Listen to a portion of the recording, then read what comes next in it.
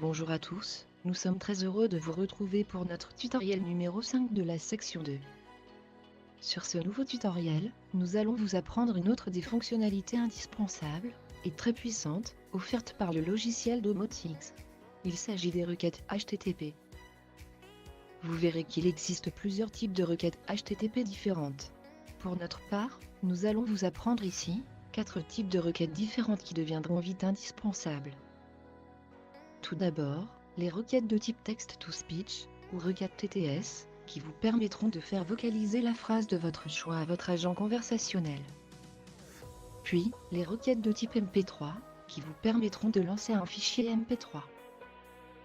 Ensuite, les requêtes de type Emulat, qui vous permettront de simuler l'envoi silencieux d'un ordre à l'un de vos plugins du projet Sarah, afin d'avoir l'action désirée en retour.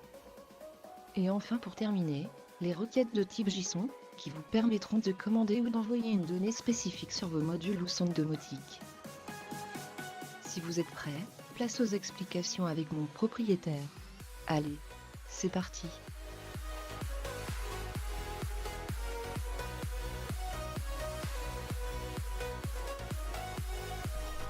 À mon tour de vous souhaiter la bienvenue sur ce nouveau tutoriel. Alors nous commençons sans plus attendre. Alors maintenant que vous connaissez déjà les bases, n'hésitez pas à revenir sur les tutoriels précédents pour vous entraîner. Car là je vais aller un petit peu plus vite, je vais un petit peu moins rentrer dans les détails. Donc pour créer une requête HTTP, donc, nous allons prendre une première condition ici. Voilà, donc au hasard, hein, nous allons prendre par exemple une condition de détecteur de mouvement. Alors, module mouvement, je vais reprendre mon mouvement balcon. Voilà, qui va passer en on. Alors, pour la requête HTTP en condition ici, donc vous allez aller dans Messages. Il va falloir utiliser les deux contrôles suivants, donc OpenURL et HTTP. Alors, on commence par OpenURL et HTTP qu'on met ici. Et c'est dans cette case qu'il va falloir taper notre requête HTTP.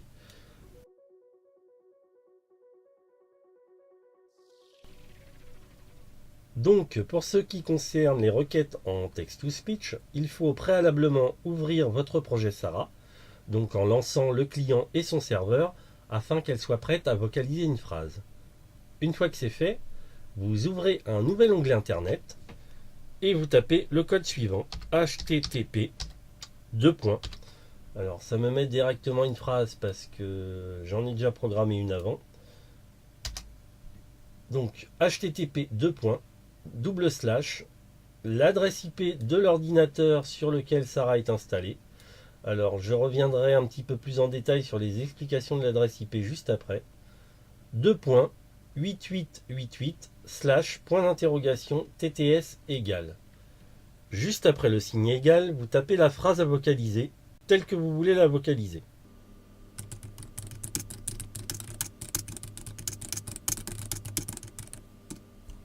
Alors, ici, j'ai mis une phrase spécifique, mouvement détecté sur le balcon de la salle à manger, puisque dans notre exemple, c'est le détecteur de mouvement de la salle qui va activer la phrase. Une fois que vous avez tapé votre phrase, vous appuyez sur la touche Entrée de votre clavier. Alors, ça va vous faire deux choses.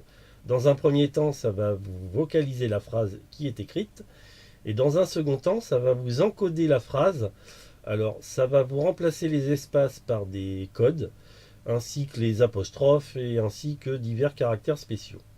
Alors, j'appuie sur la touche Entrée de mon clavier. Mouvement détecté sur le balcon de la salle à manger. Et donc là, vous voyez que les espaces ont été remplacés par pourcentage 20 et que éventuellement les autres caractères spéciaux seront également remplacés par des codes. Ensuite, vous copiez votre requête HTTP, donc CTRL-C, vous retournez sur votre logiciel Domotics, et ici, dans la petite case HTTP, vous recollez simplement votre requête. Donc maintenant, ici, le programme, dès qu'un mouvement va être détecté sur le balcon de la salle, ça va passer en on, et immédiatement après, ça va me lancer ma requête HTTP en TTS. Donc ça va me vocaliser la phrase. J'attire également votre attention sur un petit cas particulier. Lorsque vous tapez votre adresse HTTP là-haut, votre requête HTTP, vous commencez par HTTP suivi de l'adresse IP. Alors, si vous faites entrer sur votre clavier ou si vous faites un copier du code ici, alors je vais faire entrer, vous allez voir que le HTTP va être supprimé, ça va commencer directement par l'adresse IP 192.168.014.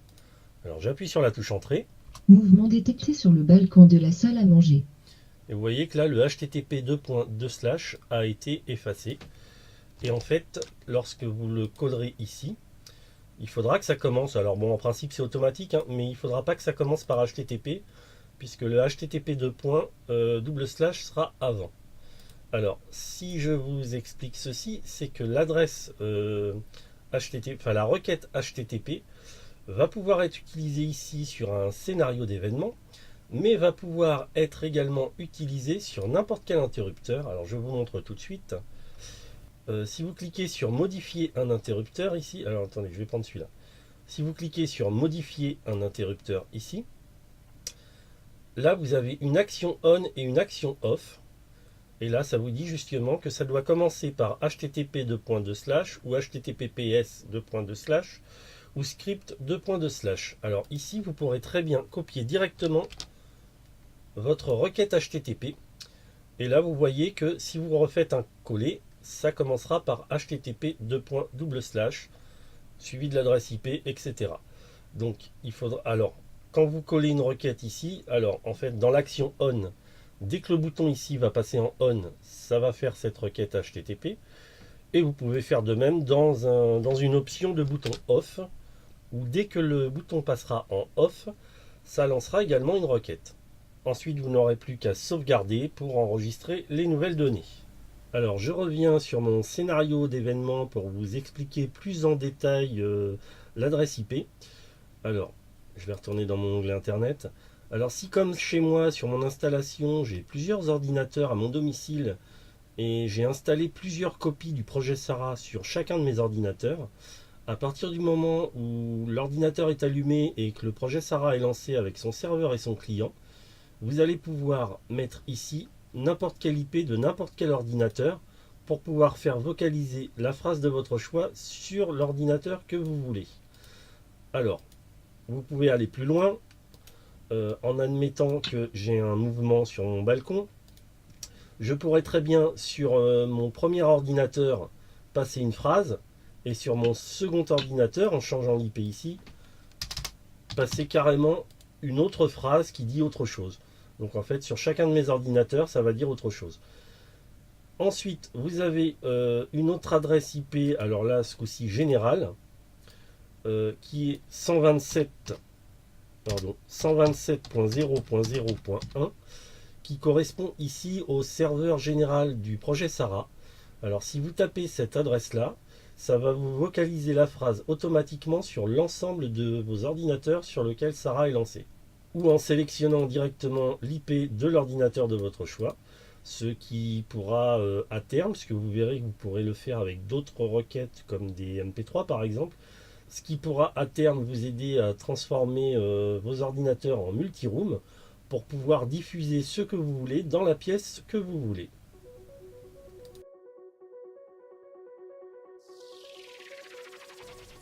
Pour faire jouer un MP3 à votre logiciel domotix, alors la syntaxe va être un petit peu différente. Alors avant toute chose, déjà il faut classer vos MP3 absolument sous un sous-répertoire du dossier Sarah.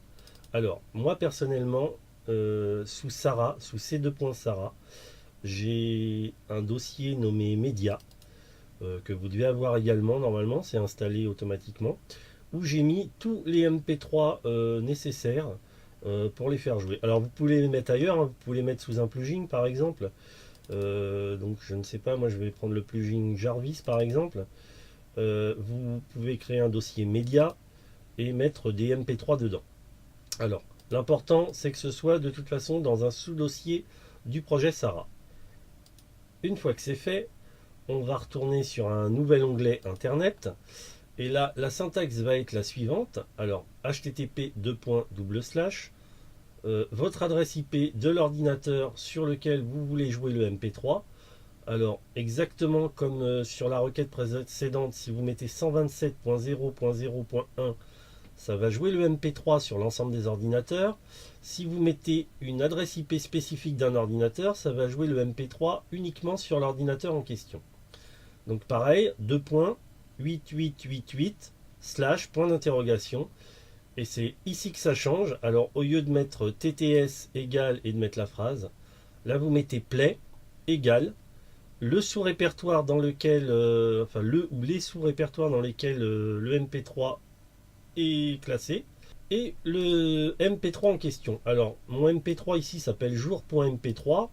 Il me sert chez moi, vous verrez par la suite, à simuler le passage jour et nuit. Donc en fait c'est des petits oiseaux qui chantent, hein. Et en fait quand vous faites entrer avec votre clavier, ça va jouer le MP3.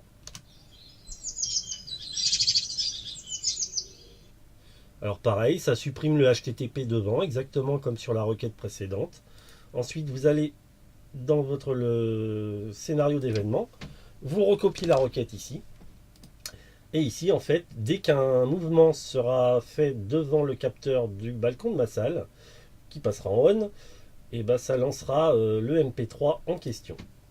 Donc voilà, c'est assez simple. Alors, vous allez voir par contre que si vous mettez, c'est pas comme la requête TTS ici, si vous mettez plusieurs MP3 différents à la suite, malheureusement ils ne vont pas être joués à la suite, ils vont être joués tous ensemble. Alors c'est un petit défaut. Alors pour cela je vous expliquerai à la fin de ce tutoriel comment faire jouer, comment les séparer en fait, comment les faire jouer un par un. Donc je vous expliquerai ça juste après. Alors sinon pareil, hein, la même requête, vous pourrez la copier directement sous un interrupteur, donc n'importe quel interrupteur, vous faites modifier. Et vous pourrez copier votre requête MP3 soit sur une action on du bouton, soit sur une action off du bouton.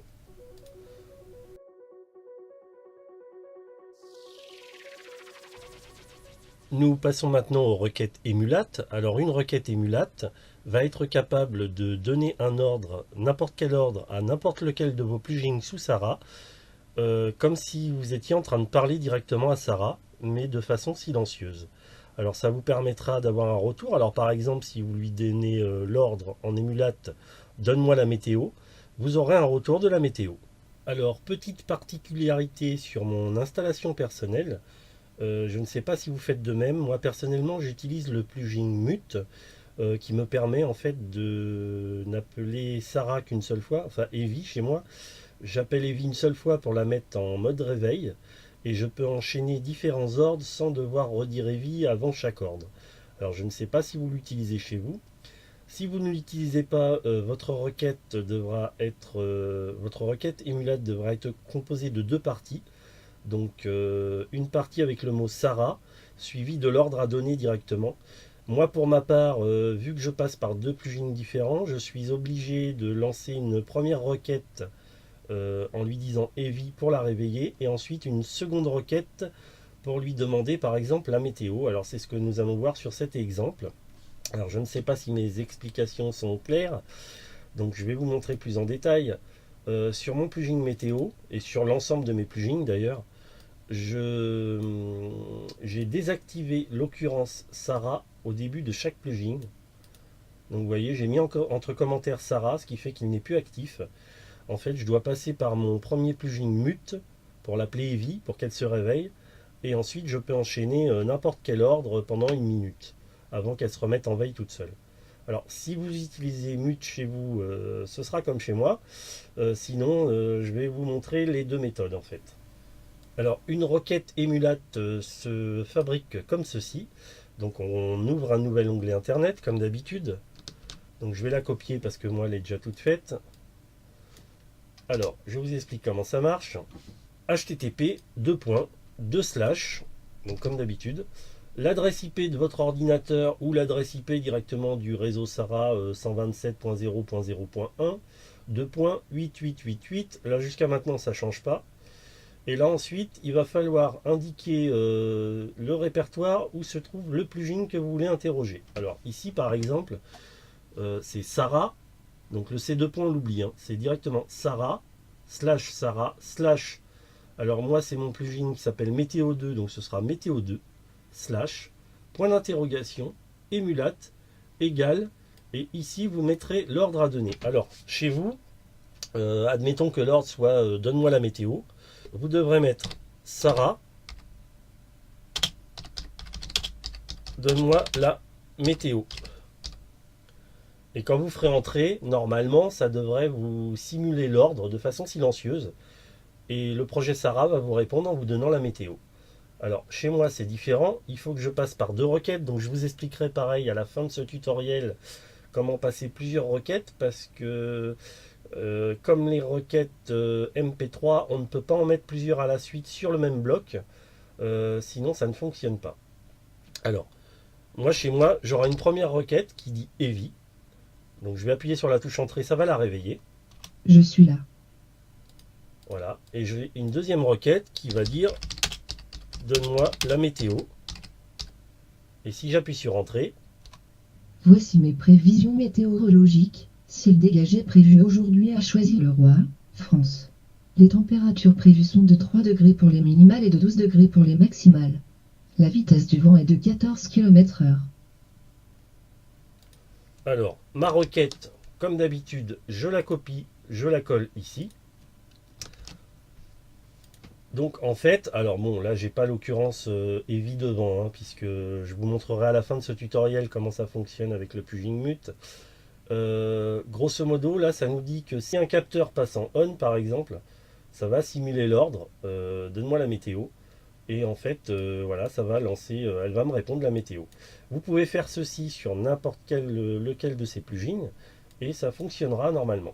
Alors, comme expliqué précédemment, si vous mettez deux requêtes émulate à la suite, ça ne fonctionnera pas parce que le programme va bugger. Là, il va lire les deux en même temps, il va bloquer. Alors, il n'y a vraiment que sur les requêtes TTS qu'on peut en mettre plusieurs à la suite pour que ça passe une à une. Pareil, si vous avez une requête, différentes requêtes, c'est-à-dire une requête TTS suivie d'une requête de lancement d'un MP3, suivie par exemple d'une requête émulate, vous ne pourrez pas en mettre plusieurs à la suite. Il va falloir les séparer dans différents blocs avec des conditions imbriquées. Je vous montrerai tout ça à la fin de ce tutoriel. L'important ici, c'est de se rappeler comment on lance une requête émulate avec ce code-là. Et je vous mettrai dans les liens de toute façon un exemple de chaque requête HTTP.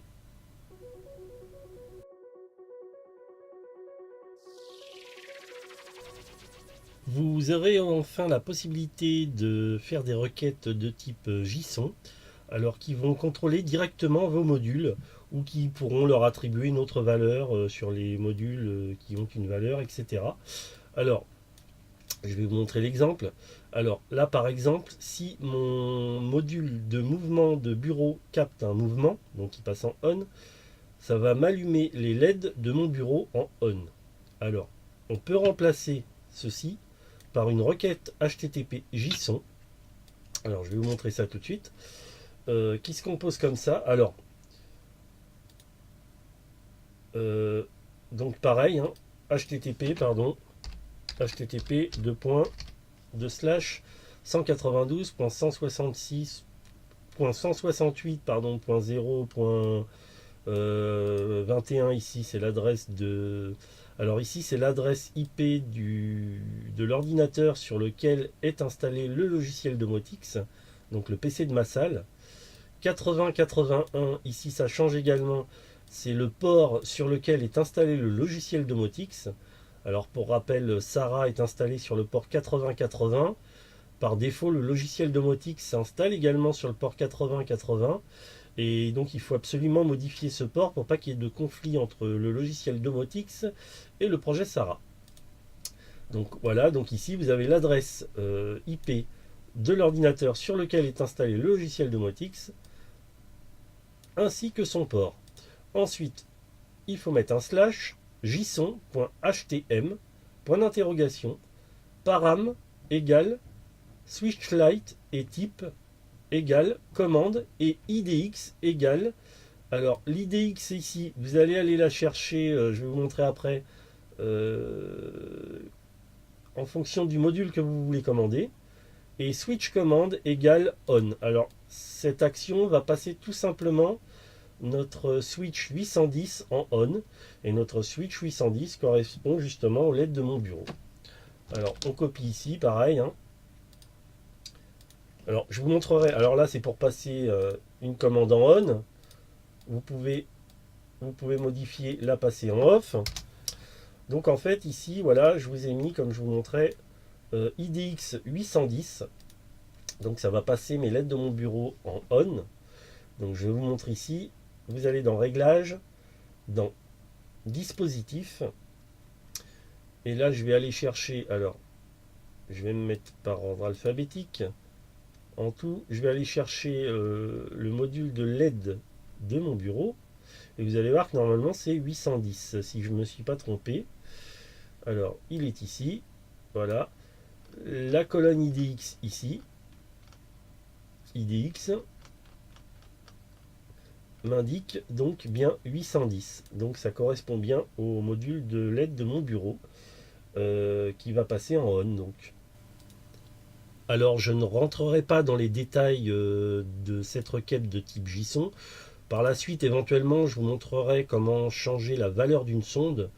Néanmoins, voilà, ici c'était juste à titre d'exemple pour vous montrer qu'il est possible de faire des requêtes HTTP de différents types. Sachez qu'elle existe. Néanmoins, vous verrez que sur notre installation, on s'en servira pratiquement pas. Et si un jour on s'en sert réellement, je vous la réexpliquerai plus en détail dans le tutoriel correspondant.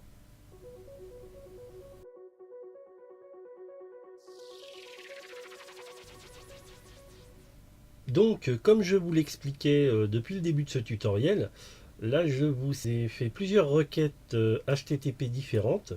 Donc ici vous avez une requête TTS pour vocaliser un texte. Ici vous avez une requête play pour lancer un fichier MP3. Ici vous avez une requête emulate pour simuler un ordre d'un plugin de Sarah. Et ici enfin vous avez une requête de type JSON pour commander un module. Alors comme je vous expliquais depuis le début, en ce qui concerne les TTS, les requêtes TTS, vous pouvez en mettre plusieurs à la suite en action, il n'y a pas de souci, c'est les seules d'ailleurs, hein. Elles seront vocalisées une par une, les unes à la suite des autres, puisque en fait, alors le logiciel Domotix, lui, quand la condition sera vraie ici, donc ça passera en on, il va lancer simultanément les trois requêtes en fait, mais le programme, lui, va les mettre en attente, et donc elles vont être vocalisées les unes après les autres. Donc là, il n'y a pas de souci, et vous pourrez en mettre quasiment autant que vous voulez. Alors, par contre, en ce qui concerne les requêtes play pour lancer un fichier MP3, alors vous pouvez éventuellement les mélanger avec une requête TTS sur deux lignes. Alors là, en fait, les deux vont être lancés simultanément, ce qui fait que votre fichier MP3 va être lu en même temps que votre texte à vocaliser. Donc éventuellement, si vous avez un texte à vocaliser sur un fond sonore, ça pourra fonctionner. Alors, par contre, si vous mettez deux requêtes MP3 à la suite, ça ne fonctionnera pas. Seule la première sera lue. Là, le logiciel va bloquer.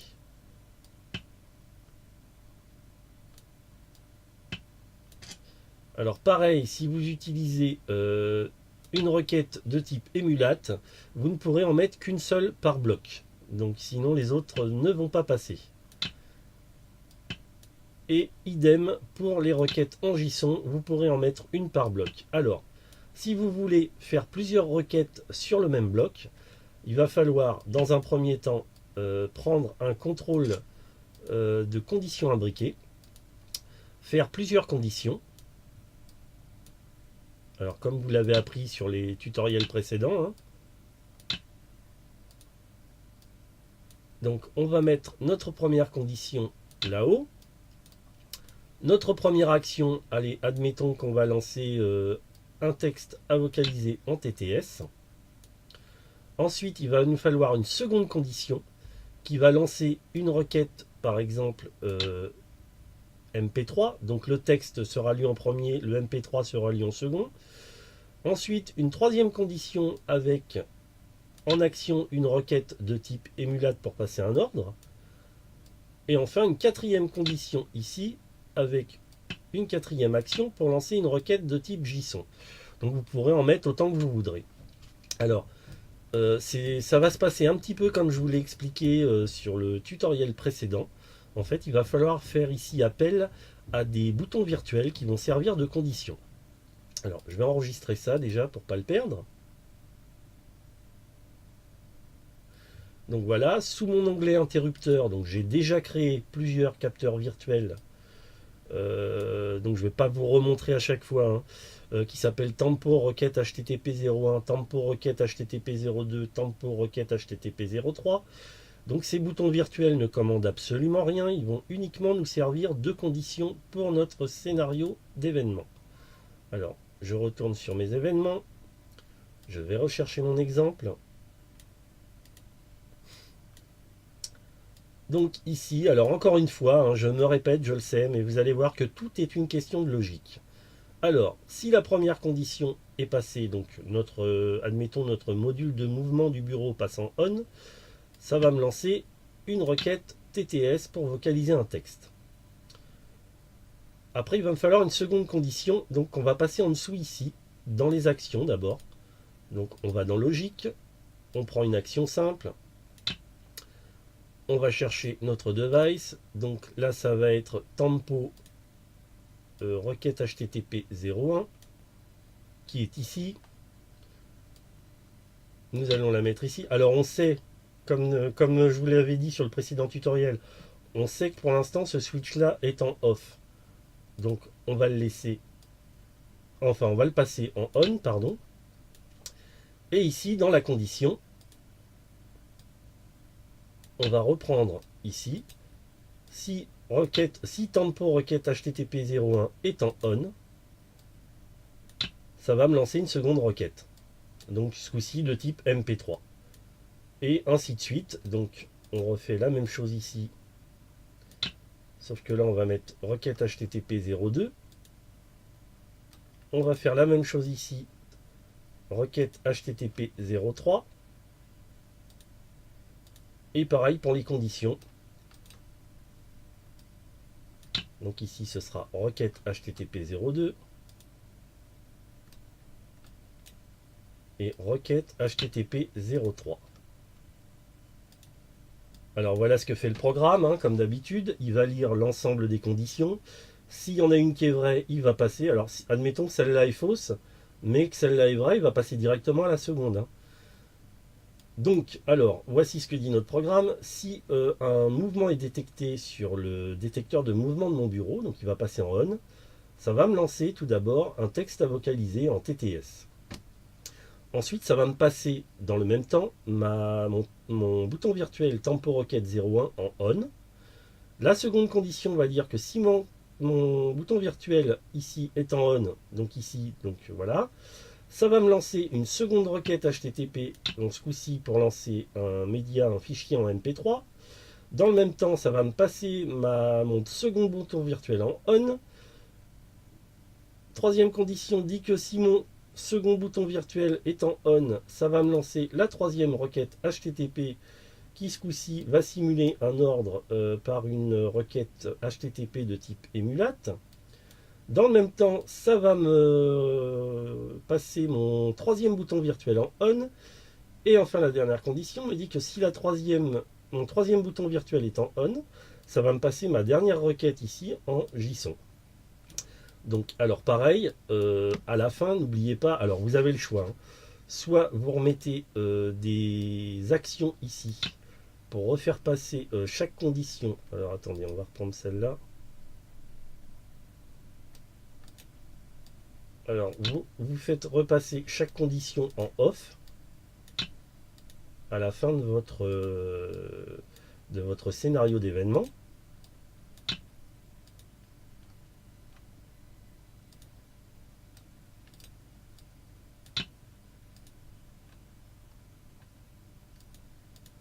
Voilà. Donc ici, ça va repasser dans son état initial de off. Soit, autre option, alors j'enregistre pour pouvoir y revenir au cas où. Soit autre option, vous allez directement dans vos interrupteurs. Et sur chaque bouton virtuel de temporisation, vous faites modifier et vous allez lui donner un délai d'extinction d'à peu près 1 seconde. C'est-à-dire que, et vous sauvegardez, donc c'est-à-dire que quand le bouton est en off, en fait, le bouton est en off, quand le bouton va passer en on, donc ça va satisfaire à la condition du scénario d'événement, et automatiquement, 1 seconde après, il va repasser en off, donc il va se remettre dans son état initial. Autre option, exactement comme sur le tutoriel précédent, en admettant que vous vouliez un laps de temps plus important entre vos 2 requêtes ici, ou entre vos requêtes ici, enfin où vous voulez, il va juste falloir changer l'action ici par une action avec un temps. Donc on va décaler tout le bloc ici, enfin toutes les commandes ici. Dans l'onglet Time, on va mettre un temps. Alors, admettons 30 secondes. Celui-ci, on n'a plus besoin, on le supprime. Et là, en fait, si un mouvement est détecté dans mon bureau, donc ça passe en on, ça va me lancer ma requête à vocaliser en TTS. Ça va me passer ce coup-ci mon bouton virtuel 01 en on après 30 secondes. Et la seconde condition dira que si mon bouton virtuel 01 est en on, donc après les 30 secondes, ça va me lancer la deuxième requête. Donc vous aurez un écart de 30 secondes. Vous pourrez le faire sur l'ensemble des requêtes, etc. etc. Voilà, bah écoutez, nous sommes à la fin de ce tutoriel. En espérant que mes explications ne soient pas trop complexes encore une fois. Si vous avez la moindre question, je reste disponible sous les commentaires de cette vidéo. Et en attendant, je vais laisser le dernier mot à Evie qui va vous présenter notre prochain tutoriel. Au revoir et à bientôt. Coucou, je suis très heureuse d'avoir encore le droit au dernier mot. Il faut le dire, j'ai un super propriétaire. J'espère que vos méninges n'ont pas été trop torturés avec ces nouvelles explications. Pour nos tutoriels suivants de la section 2, nous allons vous montrer comment sont conçus plusieurs de nos scénarios d'événements. Ceci contribuera également à vous apprendre encore d'autres fonctionnalités que nous n'avons pas encore abordées jusqu'à présent, comme par exemple, l'utilisation des interrupteurs sélecteurs à multiples positions, ou encore, comment créer des compteurs de passage. Rassurez-vous, nous vous réservons encore quelques surprises.